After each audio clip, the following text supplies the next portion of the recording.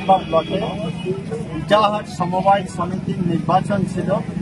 দীর্ঘদিন যাবৎ রানিং সরকার বা তৃণমূল কংগ্রেস দল এই নির্বাচন করতে দেয়নি। গায়ের জোরে বলপূর্বক সরকারি চক্রান্ত করে এই নির্বাচনকে স্থগিত রেখেছিল।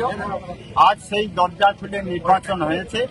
আর নির্বাচন যখন হয়েছে, এখানে টোটাল 9টি সিটি ভারতীয় জনতা পার্টি জয়লাভ করেছে এবং 9-0 রেজাল্ট হয়েছে।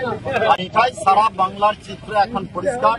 যেখানেই নির্বাচন হবে এবং সঠিকভাবে নির্বাচনে মানুষ নিজের ভোট নিজে দিতে পারবে, সেখানেই ভারতীয় জনতা পার্টি জিতবে, এটা পরিষ্কার।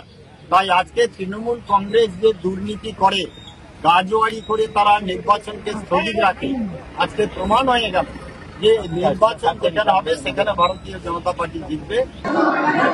দেখুন, আপনাদের জানা আছে বীরভূম জেলার যে 11টা বিধানসভা আছে, আমাদের মাননীয় মুখ্যমন্ত্রী মাননীয় মমতা বন্দ্যোপাধ্যায় 11টা বিধানসভাকে যে কোর কমিটির সদস্য যারা আছেন তাদের বিভিন্ন ভাগে ভাগ করে দেওয়া আছে, বিভিন্ন জায়গায় বিভিন্ন জনকে দায়িত্ব দেওয়া আছে। সর্বত মূলস্ব দায়িত্ব আমাদের রাজ্যের মন্ত্রী চন্দ্রনাথ সিনহার দায়িত্বে আছে। এই বিষয়টা ওনার কাছে প্রশ্ন করলেই আমি খুশি হব। যদি কোনো জায়গায় তৃণমূলের হার হয়, তাহলে আমি সেখানে যে দায়িত্বে আছে, সেই অঞ্চলের যে দায়িত্বে আছে, সেই কোঅপারেটিভ সোসাইটি এরিয়ার যার দায়িত্ব আছে, তাদের দায়িত্বের ব্যর্থতা আছে বলে আমি মনে করি। তারা ঠিকঠাকভাবে দায়িত্ব পালন করছে না। কারণ আমরা 365 মানুষের পাশে থাকি, মানুষ হয়ে কাজ করি।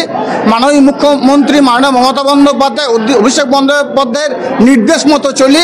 তাই আমাদের এখানে নানুর বিধানসভায় 82,000-এর বেশি ভোটে 24 নির্বাচন লিড দিয়েছি।